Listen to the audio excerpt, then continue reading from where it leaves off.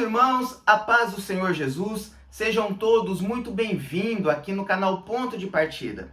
Aqui semanalmente nós trazemos uma pré-aula sobre a lição da revista Betel Dominical da editora Betel.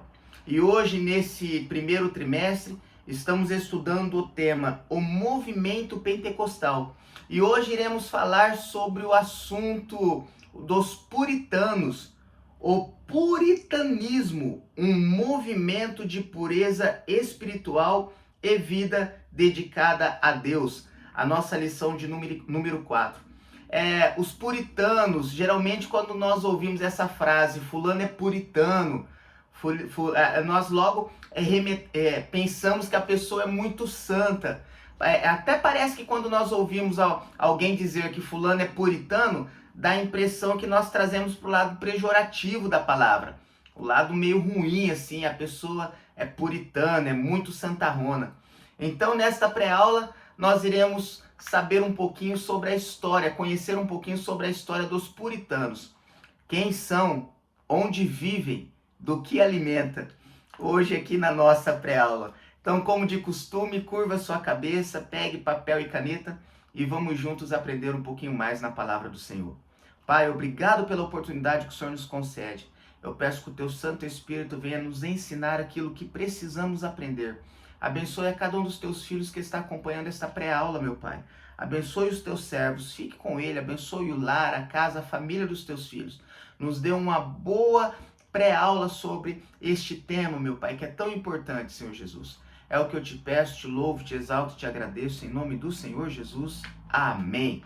Vamos lá, meus irmãos, lição de número 4. Texto áureo. Não tornarás a vivificar-nos para que o teu povo se alegre em ti. Salmo número 85, o verso de número 6. Verdade aplicada. Na vida cristã, sempre haverá necessidade de renovação, correção e retorno a princípios bíblicos esquecidos ou pouco enfatizados. Texto de referência está lá no livro dos Hebreus, capítulo 12, do verso 1 ao verso de número 13. Então, meus irmãos, vamos falar um pouquinho sobre os puritanos. Eu já vou entrar aqui no tópico número 1, o movimento puritano. Então, nós sabemos quem são os puritanos. Os puritanos, eles surgiram ali na Inglaterra, meados do século XVI. Nós já aprendemos na aula passada que o movimento que deu início ali do Martinho Lutero, o movimento da Reforma Protestante, iniciou-se no ano de 1517. Então, aproximadamente 100 anos após a Reforma Protestante, a igreja protestante, eu vou dizer assim, estava sofrendo grande influência e perseguição sobre a igreja católica. Então, após 100 anos do início do protestantismo na igreja, não que começou a enfraquecer, mas pelo fato da perseguição ser tão grande, a igreja começou a ficar muito abafada, a ideia do protestantismo. Muita perseguição. Então, nesse momento, os irmãos, os servos de Deus que estavam ali, que eram os protestantes, eles se reuniam em casas, nos porões. Não era um movimento que estava tão aberto como no início da reforma. Então, vamos entender um pouco como surgiu os puritanos. Meados do século XVI, ali no ano de 1600, o rei da Inglaterra, Henrique VIII, ele queria se divorciar de sua esposa para casar com uma outra mulher. E a Inglaterra, nesse período, ela estava atada, de mão dadas com a Igreja Católica. O catolicismo, ele imperava na Inglaterra nesse momento. E pelo fato do rei Henrique VIII querer se divorciar, e isso não era permitido pela Igreja Católica, então o rei Henrique, ele rompe com a Igreja Católica, diz para Roma que a Inglaterra não pertencia mais ao catolicismo, e este mesmo rei, ele implanta uma nova igreja. Então, na Inglaterra surge a igreja anglicana, nesse período. Para quê? Para que o rei Henrique pudesse se divorciar de sua esposa e casar com uma outra mulher. Então, nesse momento, ele inicia a igreja anglicana ali na Inglaterra. Mas essa igreja, ela trazia consigo os mesmos dogmas, os mesmos costumes, a mesma doutrina do catolicismo. E alguns irmãos que já não estavam contentes, que já não pertenciam mais ao catolicismo, mas sim eram os reformados, os irmãos que veio ali da reforma, os protestantes, então eles iniciam um movimento. Qual era o fundamento desse movimento? Resgatar a origem do protestantismo, a origem da reforma novamente à igreja. Com isso surgem os puritanos, que não foi uma nova igreja, eles ainda pertenciam à igreja anglicana, mas eles queriam trazer à igreja anglicana a ideia, a doutrina da reforma protestante. Então, por isso que surgem os puritanos. Vamos agora entender um pouquinho da filosofia dos puritanos. Por exemplo, hoje nós conhecemos a ideia do quarto de oração. Essa ideia do quarto de oração surgiu ali com os puritanos. Porque pelo fato da perseguição começar a se intensificar sobre a vida dos protestantes, eles se reuniam escondidos para buscar mais intimidade com Deus. Eles queriam, além de participar do culto ali na igreja, eles se reuniam em suas casas e era comum eles terem um quarto onde eles liam a Bíblia, onde eles se santificavam, eles oravam, jejuavam, tinha aquele momento de intimidade com Deus. Então essa ideia do quarto de oração surgiu com os puritanos. Outra ideia que nós trazemos hoje, que surgiu também com os puritanos, a ideia da pregação expositiva. O cerne, quando a gente fala sobre a mensagem expositiva, a palavra expositiva, ela tem 3 pilares simples que sustém uma mensagem, uma pregação expositiva. Quais são? Primeiro, você pega um texto, você lê o texto, você escolhe um texto da Bíblia, você lê aquele texto, depois que você lê, você explica o texto que você leu, após a explicação, você aplica na vida pessoal do seu ouvinte aquilo que você leu, que você explicou e agora você está aplicando. Então, este é o cerne, os 3 pilares de uma mensagem expositiva. Ler um texto, interpretar, explicar o texto que você leu e logo após aplicar o texto que você leu e explicou. Agora está trazendo uma aplicação na vida de quem está ouvindo. Então essa ideia da mensagem expositiva também vem dos puritanos, desses servos de Deus que queriam resgatar novamente a igreja, que agora não é mais igreja católica, mas sim a igreja anglicana, novamente a doutrina, a ideia dos reformados, dos protestantes, do protestantismo. Outra ideia também, o amor pela palavra. Nesse período da igreja, a igreja católica, ela não trazia a Bíblia como nós trazemos hoje, como nós conhecemos, como nós acreditamos que a Bíblia contém a palavra de Deus. A Bíblia é a palavra de Deus. Mas nesse momento da história, era necessário que algum bispo, alguém que possuía o Papa, ou alguém que possuía algum cargo eclesiástico, que ele afirmasse que aquele texto era a palavra de Deus. Então havia a necessidade da aprovação humana, para que eles, o alto clero, dissessem que esse texto realmente é a palavra de Deus. Então os puritanos vêm tirando essa ideia, indo contra essa doutrina da Igreja Católica, dizendo que a Bíblia Sagrada, ela se completa, ela contém, ela é a palavra de Deus. Ou seja, tanto o Antigo Testamento quanto o Novo Testamento não é necessário nenhuma aprovação humana, porque ela já é a palavra de Deus. Então eles veio com essa ideia também. Outro que eles trouxeram, que nós carregamos até hoje. tudo para a glória de Deus. Então os puritanos, eles trabalhavam para a glória de Deus. Eles se relacionavam para a glória de Deus. Eles cuidavam da sua esposa, cuidavam dos seus filhos, ensinavam os seus filhos a crescerem nos preceitos bíblicos, nos costumes, na doutrina, naquilo que a Bíblia ensina, nos princípios bíblicos. Então tudo que eles faziam era para a glória de Deus. Não existia, ou seja, a própria vida desses servos de Deus que se diziam puritanos, a vida deles já era para a glória de Deus. Não só na igreja, mas na sua vida secular, tudo que eles faziam, se eles negociavam, a negociação deles era para a glória de Deus. Para que outros vissem e ouvissem e ficassem sabendo de algum de seus atos, e que não eram necessário eles falarem, mas as suas atitudes já glorificavam a Deus, o seu testemunho já glorificava a Deus. Então essa ideia de tudo para a glória de Deus vem dos puritanos e nós trazemos isso para a nossa vida até os dias de hoje.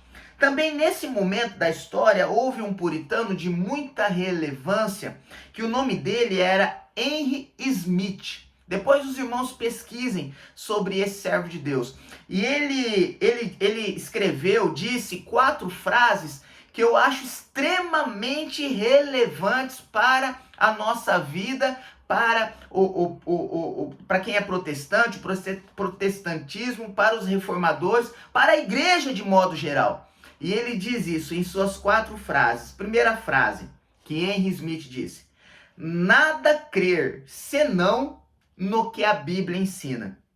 Nada orar senão no que a Bíblia nada amar senão o que a Bíblia prescreve. Nada odiar senão o que a Bíblia proíbe. E nada fazer senão o que a Bíblia ordena. Meu irmão, se você trouxer consigo esses 4 princípios, a sua vida, a sua conduta já irá anunciar, já irá testemunhar que você é um servo de Deus por onde você passar. É você trazer consigo esses 4 princípios. Louvado seja o nome santo do Senhor Jesus. Também nesse meio, quando nós falamos do rei da Inglaterra, Henrique VIII, nós não podemos deixar de lado uma de suas filhas, que assumiu o seu reinado logo após o seu filho, de aproximadamente 16 anos, falecer.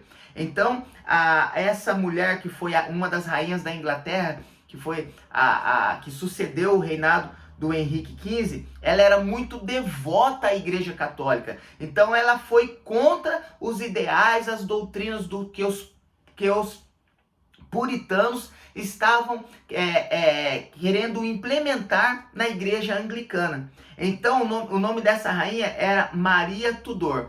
E hoje, quando nós estudamos a história do movimento pentecostal, ela é conhecida como a rainha dos missionários. Por quê? Na Inglaterra, essa rainha, essa mulher, Maria Tudor, ela começou uma perseguição tão forte nos puritanos que habitavam ali, que eles eram obrigados a fugir da Inglaterra. Porque muitos deles foram queimados vivos, foram jogados às feras, foram esquartejados, foram torturados. Inclusive aquela frase que agora me foge o nome do servo de Deus que estava ali sendo queimado vivo.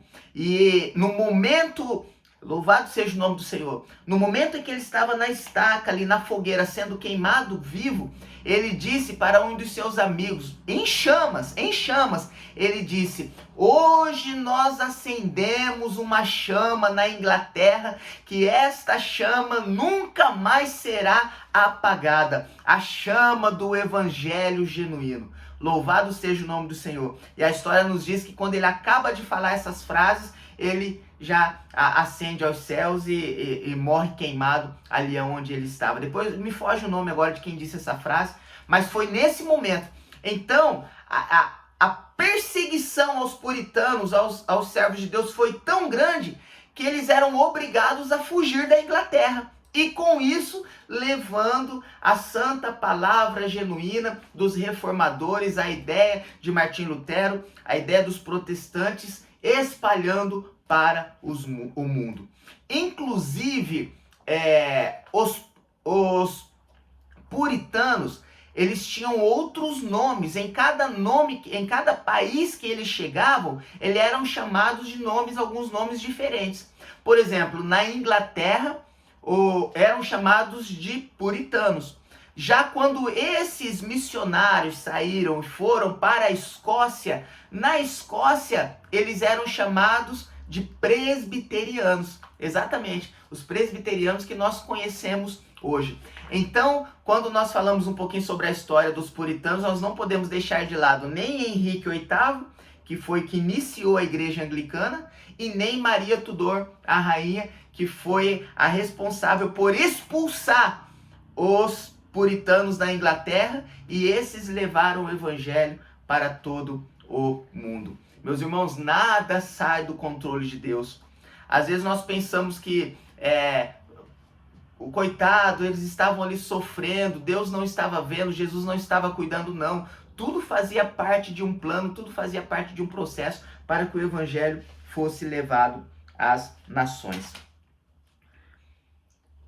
Bom, eu já falei aqui sobre o tópico número 1, não vou entrar mais. O tópico 1.2 fala sobre o descontentamento com a igreja, que eu já falei que era porque a igreja anglicana estava trazendo os ideais da igreja católica e eles queriam aplicar na igreja a ideia dos reformadores. No tópico 1.3 fala sobre o cuidado com o indivíduo. Isso também é muito importante.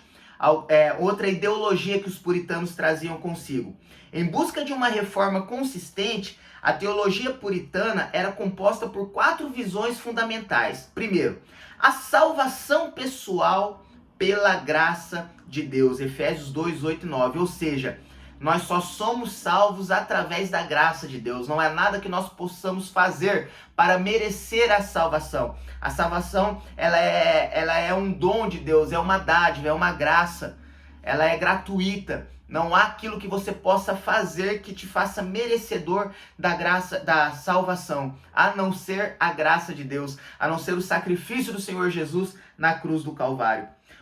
Tópico 2 também que fala: a doutrina da suficiência das Escrituras deve repousar no centro do que significa ser protestante. Ou seja, a Escritura é suficiente. O que contém na Bíblia Sagrada é suficiente para que nós possamos chegar ao céu, para que nós possamos viver aquilo que os protestantes, os reformadores, eles ensinavam.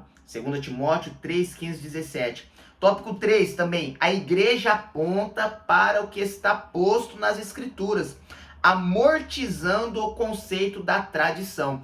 O que eles iam contra também, existiam muitas tradições, doutrinas na igreja anglicana que não estava na Bíblia Sagrada.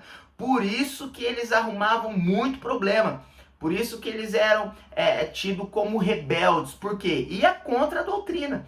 Muitos dogmas, costumes, usos e costumes que não continham na Bíblia, que a igreja tinha posto como doutrina, e eles iam contra, falando: ó, isso aqui não está na Bíblia. Esses usos, esses costumes não está na Bíblia. Então, se não está na Bíblia, nós não vamos seguir. Eles batiam contra isso. Número 4, a sociedade em um todo agregado para que o Senhor seja glorificado em todas as áreas da vida humana. Ou seja, uns ideais que os puritanos traziam consigo. Se você vai negociar com alguém, a sua negociação tem que glorificar a Deus. Se você vai trabalhar no seu trabalho, a sua conduta tem que glorificar a Deus. Se você serve a alguém, na sua posição de servo, quando o seu senhor olhar para você, a sua atitude como servo desse senhor, ou seja, eu vou falar de um colaborador com seu patrão, a sua atitude como colaborador tem que glorificar a Deus. Esses eram os princípios que eles traziam. Tópico 2, agora eu vou dar aqui apenas alguns tópicos, apenas um ponto de partida sobre as ideias, depois os irmãos em casa elaboram melhor a lição. Tópico 2, um movimento visionário. Então, por exemplo, eles traziam consigo quais são as nossas características, a nossa visão e a nossa missão. Primeiro, a evangelização. Segundo, a pregação expositiva. A evangelização, você ir buscar almas, evangelizar, não só com palavras, mas com a sua conduta. 2.2, a pregação expositiva, que eu já expliquei o que é, os 3 tópicos. Você escolher um texto, ler um texto, explicar o texto e aplicar o texto. 2.3, a paixão por Cristo. Um cerne da mensagem dos puritanos era uma mensagem, além de ser expositiva, mas cristocêntrica, ao qual o Senhor Jesus é o centro da mensagem. Se a sua mensagem não glorificar ao Senhor Jesus, a sua mensagem não está sendo uma mensagem cristocêntrica. Se quando você prega, você não enaltece o Senhor Jesus, você não está trazendo uma palavra cristocêntrica. Não estou dizendo que é errado, não estou dizendo que é fora, não. Você pode pregar, você pode trazer uma palavra a qual essa palavra vai talvez trazer um bálsamo para quem está ouvindo, ou um ensinamento, ou um estudo. Mas o cerne da palavra, da mensagem dos puritanos era uma mensagem expositiva e cristocêntrica. Tópico número 3, alguns dos aspectos do puritanismo e do pentecostalismo que nós trazemos hoje para nós. Primeiro, a doutrina puritana do Espírito Santo. O pentecostalismo é resultante de uma série de movimentos religiosos que surgiram ao longo da história, trazendo forte influência sobre a vida dos puritanos, ou seja, uma forte influência do puritanismo na nossa vida, no meio pentecostal. 3.2, a missão do povo de Deus.